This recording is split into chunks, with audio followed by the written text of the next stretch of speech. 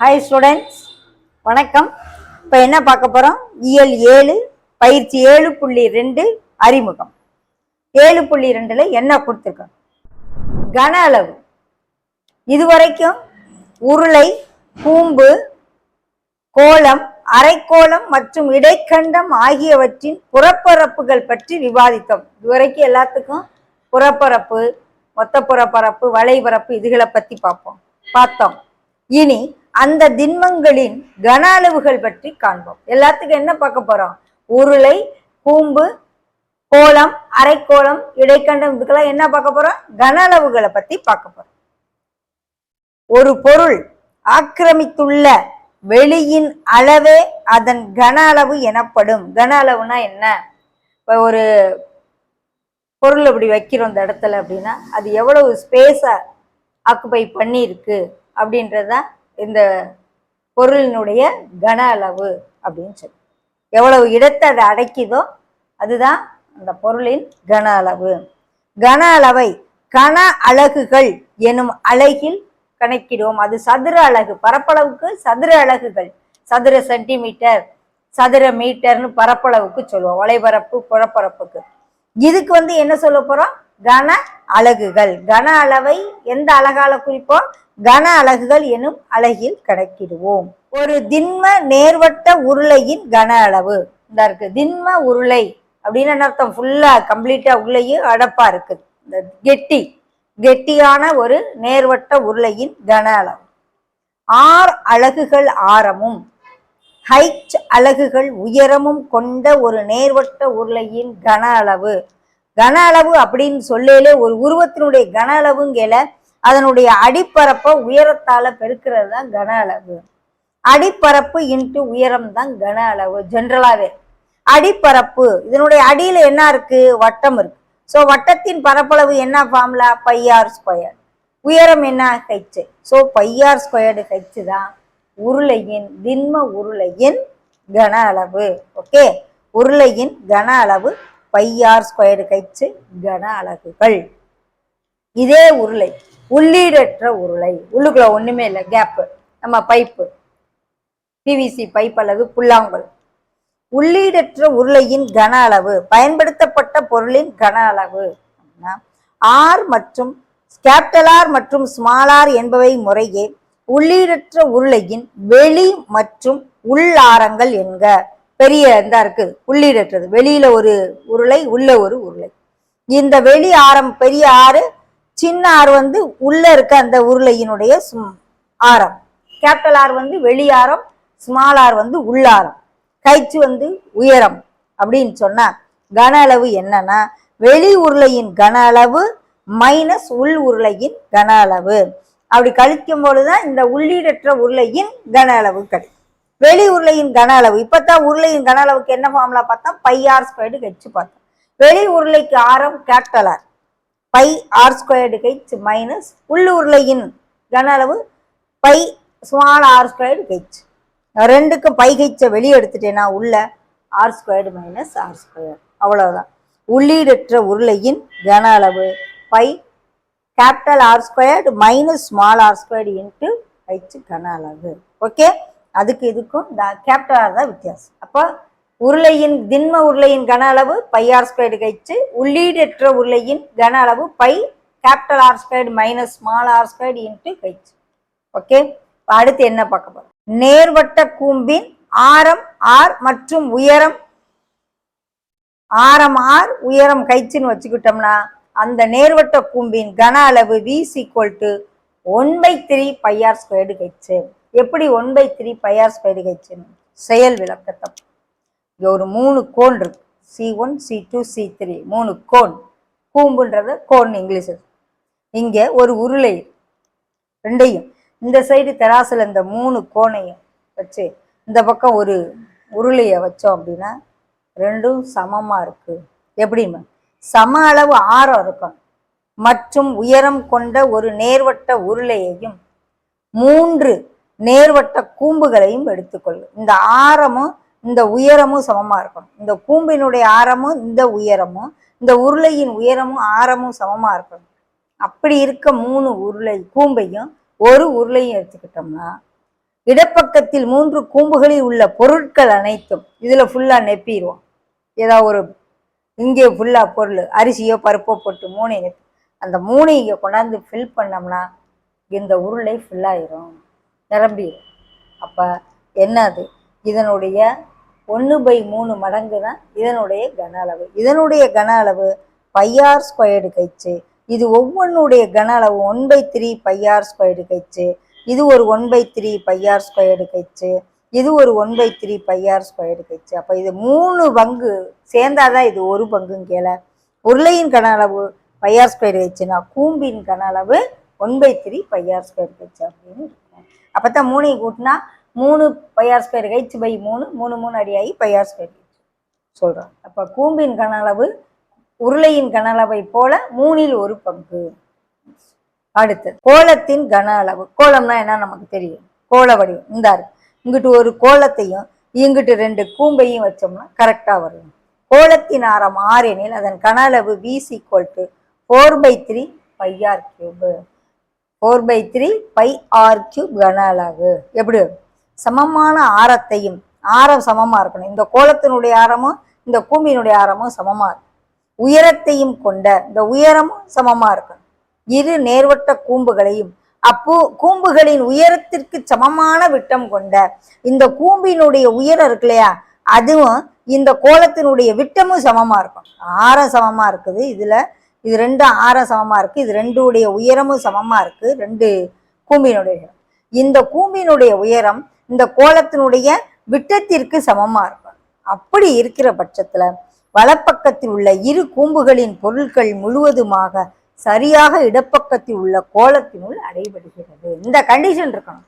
ஆரம் 2க்கு சமமா இருக்கணும், 2 உயரமும் சமமா இருக்கணும். இந்த உயரம் இந்த விட்டத்துக்கு சமமா இருக்கிற பட்சத்துல என்ன ஆகும், இந்த 2 கூம்புகளுக்குள்ள எவ்வளவு பொருள் அடைக்குதோ அதை கொண்டாந்து இந்த கோலத்துக்குள்ள கொட்டினோம்னா ஃபுல்லாகும் அப்படின்னு சொல்றோம். அப்ப எப்படி இந்த கோலத்தினுடைய கன அளவு ஃபார்முலா வந்துச்சுன்றது விளக்கம். கோலத்தின் கன அளவு = 2 × கூம்பின் கன அளவு. 2 கூம்பு இருக்குல்ல, கோலம் மற்றும் கூம்பின் விட்டங்கள் கூம்பின் உயரத்திற்கு சமம். இப்போ 2 × கூம்பின் கன அளவு இப்பதான் என்னன்னு பார்த்தோம், 1/3 πr² கழிச்சு. So 2/3 πr². கட்சிக்கு பதில் என்ன சொல்லியிருக்கோம், விட்டத்துக்கு சமம் சொல்லும். கட்சி எதுக்கு சமம், விட்டத்துக்கு சமம். விட்டம் எதுக்கு சமம், 2r. அப்ப இந்த இடத்துல கைச்சை தூக்கிட்டு 2r போட்டோம்னா 2 × 2 4 ஆயிரும், 4/3 πr³ ஆயிரும். அப்ப கோலத்தின் கன அளவு 4/3 πr³ எப்படி வந்துச்சுன்றது விளக்கம் சொல்லியிருக்காங்க. இப்போ கோலத்தின் கன அளவு = 4/3 πr³ கன அளவுகள். ஓகே. அடுத்து உள்ளீடற்ற கோலத்தின் கன அளவு. உள்ளுக்குள்ள பயன்படுத்தப்பட்ட பொருளின் கன அளவு, உள்ளுக்குள்ள இருக்க அந்த பொருளுடைய கன அளவு எவ்வளவு. Volume of a hollow sphere or spherical shell. R மற்றும் R என்பன ஒரு உள்ளீடற்ற கோலத்தின் உள் மற்றும் வெளிப்புற ஆரங்கள் என்க. அப்ப என்ன ஆகும், இந்த வெளிப்புற கோலத்தினுடைய கன அளவை உள்புற கோலத்தினுடைய கன அளவுல கழிச்சோம்னா இது பயன்படுத்தப்பட்டது வந்துடும். So 4/3 πr³ R³ minus 4/3 πr³ ரெண்டுக்கும் காமன் அடுக்கிறது எடுத்துட்டோம்னா உள்ள R³ மைனஸ் ஸ்மால் r³ வந்துடும். ஓகே. இது உள்ளீடற்ற கோலத்தின் கன அளவு. திண்ம அரைக்கோளத்தின் கன அளவு. கோலத்தின் கன அளவு 4/3 πr³ பார்த்தோம். அப்ப அரைக்கோளம்னா அதுல பாதி, அதுதான் அரை × கோலத்தின் கன அளவு. அதுதான் அரைக்கோளத்தின் 1/2 × 4/3 πr³ இந்த 2 கேன்சல் ஆகி 2/3 πr³ வந்துடும். 4ல பாதியை தானே 2. இது திண்ம அரைக்கோளத்தின் கன அளவு. உள்ளீடற்ற கோலம் வேற, உள்ளீடற்ற அரைக்கோளம் வேற.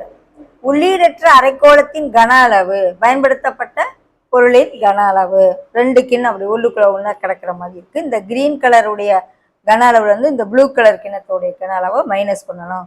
ஸோ சாதாரணமா அரைக்கோளத்தினுடைய கன அளவு 2/3 πR³ மைனஸ் 2/3 இது ஸ்மால் r³ போட்டு கழிச்சோம்னா 2/3 காமன் எடுக்கணும். அதே 4/3க்கு பதில் இங்க 2/3. ஏன், அரைக்கோளம்னால. ஒரு கூம்பு, ஓர் அரைக்கோளம், ஒரு உருளை ஆகியவற்றின் அடிப்புற பரப்புகள் சமமாகும். அடிப்புற பரப்புகள் அப்படின்னா என்ன அர்த்தம்னா கூம்பு, உருளை, அரைக்கோளம். இதனுடைய எல்லாத்தினுடைய அடிப்பரப்பு, இது அப்படியே தலையில போட்டோம்னா அடிப்பரப்பு தானே ஆயிரும். இது அப்படி திருப்பி கூட போடும். இந்த பரப்பு எல்லாமே அவங்க என்ன சொல்றாங்க, சமம். ஆகியவற்றின் அடிப்பரப்புகள் சமம். இது இது இது 3 வட்டம், இதனுடைய பரப்பளவு என்னது, πr ஸ்கொயர். எல்லாமே சமம். உருளை மற்றும் கூம்பின் உயரங்கள் ஆரத்திற்கு சமம். உருளையுடைய உயரம், கூம்பினுடைய உயரம் எல்லாமே எதுக்கு சமமா இருக்கு, ஆரத்திற்கு சமமா இருக்கு. உருளை மற்றும் கூம்பின் உயரங்கள் ஆரத்திற்கு சமம். அப்ப h = r ஆயிரும். இப்ப 3இன் கனஅளவுகள் சமமா. இதனுடைய h வந்து எதுக்கு சமமா இருக்கு, ஆரத்துக்கு சமமா இருக்கு. இப்ப 3க்குமே கன அளவு எழுதுவோம். கூம்பின் கன அளவு, உருளையின் கன அளவு, இதோட கன அளவு. கூம்பின் கன அளவு என்ன ஃபார்முலா, 1/3 πr². h வந்து எதுக்கு சமம்ட்டாங்க, முதல்ல ஃபார்முலா எழுதுறேன் அப்புறம் எழுதும். πr² h. இதுக்கு என்னது, அரைக்கோளத்தின் கன அளவு 2/3 πr3. ஓகே. என்ன சொல்றாங்க, 3மே சமமானு கேட்குறாங்க. தனித்தனியா நம்ம கண்டுபிடிப்போம்.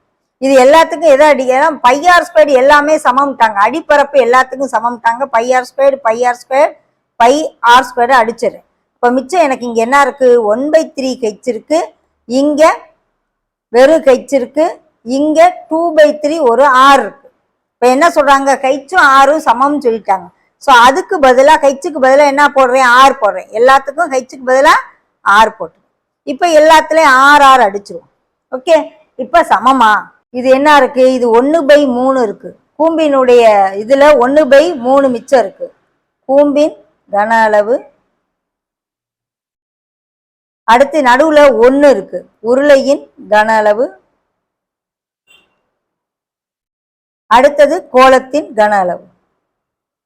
எவ்வளவு மிச்சம் இருக்கு, 2/3. 3 சமமா இருக்கா, இல்ல, மடங்குகளா இருக்கு. 1/3:1 2/3 இருக்கு. சமம் இல்லை, சமம் இல்லை. எல்லாமே கேன்சல் ஆயிட்டு 1 1 1ன்னு வந்தத சமம். இப்ப சமம் இல்லை. அவங்க இந்த மாதிரி ஆரங்கள் சமம், உயரங்களும் ஆரங்களும் சமமா இருந்தாலும் இந்த 3உடைய கன அளவு சமமான்னு கேட்கறாங்க. இல்லைன்னு, அது எப்படி இல்லைன்றத ப்ரூவ் பண்ணி காமிச்சு. ஓகே. கூம்பினுடைய இடைக்கண்டத்தின், அந்த ஒரு கூம்புல நடுவுல ஒரு வட்டத்தை வெட்டி எடுத்தோம்னா ஒரு இடைக்கண்டம் கிடைக்கும் சொல்லியிருக்கோம் இல்லையா. அதனுடைய கேபிட்டல் ஹெச் மற்றும் ஸ்மால் ஹெச் முறையே கூம்பு மற்றும் இடைக்கண்டத்தின் உயரங்கள். கேபிட்டல் ஹெச்ங்கிறது பெரிய ஹைட்டு, ஸ்மால் ஹைட் வந்து சின்னது. இந்த இதுக்குரிய இடைக்கண்டத்தின் ஹைச், கேபிட்டல் ஹெச் மற்றும் ஸ்மால் ஹெச் என்பவை முறையே கூம்பு மற்றும் இடைக்கண்டத்தின் உயரம். கூம்பினுடைய உயரம் கேபிட்டல் ஹெச், இடைக்கண்டத்தினுடைய உயரம் ஸ்மால் ஹெச். இவற்றின் சாய் உயரம் முறையே, இதுக்கு சாய் உயரம் கேபிட்டல் எல், இதுக்கு சாய் உயரம் ஸ்மால் எல். 6. அதே போல இதனுடைய கூம்பினுடைய ஆரம் கேபிட்டல் ஆர், அடிப்பரப்பினுடைய ஆரம் ஸ்மால் ஆர். கேபிட்டல் ஆர் மற்றும் ஸ்மால் ஆர் ஆகியவை இடைக்கண்டத்தின் இரு புறங்களின் ஆரங்கள். இடைக்கண்டத்தின் கன அளவு என்பது இரு கூம்புகளின் கன அளவுகளின் வித்தியாசம். முதல்ல இந்த பெரிய கூம்பினுடைய கன அளவு மைனஸ் அந்த சின்ன கூம்பினுடைய கன அளவை வெட்டி எடுத்துட்டோம்னா இந்த இடைக்கண்டம் நமக்கு கிடைச்சிரும். அப்ப பெரிய கூம்பினுடைய கன அளவு என்ன formula, 1/3 π capital r² capital H minus small உடையது 1/3 π ஸ்மால் r² மைனஸ் இன்ட்டு ஹெச்சுக்கு வந்து எது வரும், capital H minus small H போகதான் இது.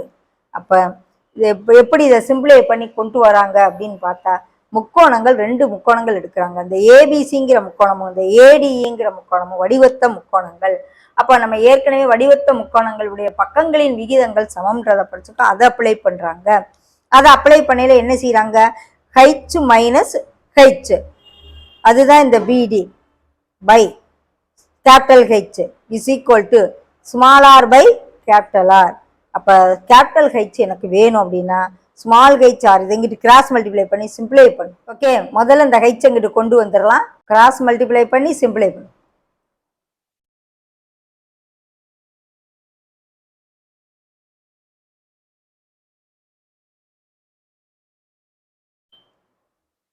இந்த இதை இங்கிட்டு கொண்டு வா.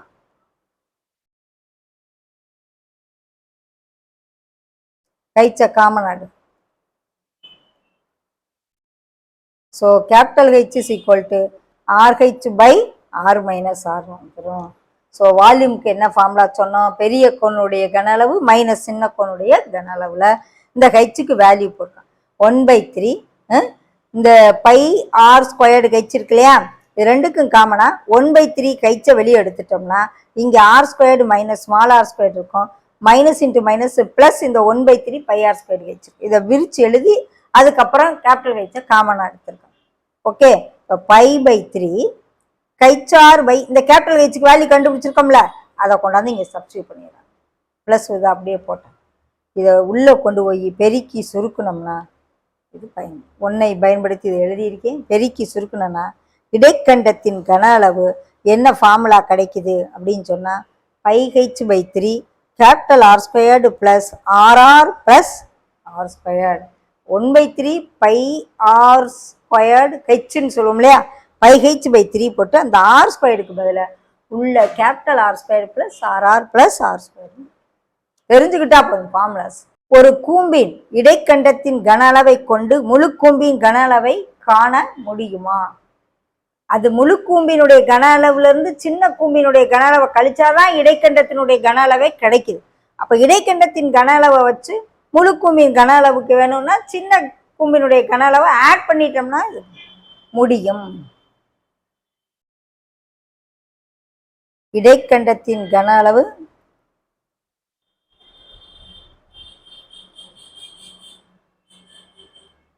பிளஸ் சிறிய கூம்பின் கன அளவு, அந்த இடைக்கண்டத்துக்கு மேல இருக்க அந்த சின்ன கூம்பினுடைய கன அளவை ஆட் பண்ணோம்னா முழு கூம்பின் கன அளவு கிடைச்சு.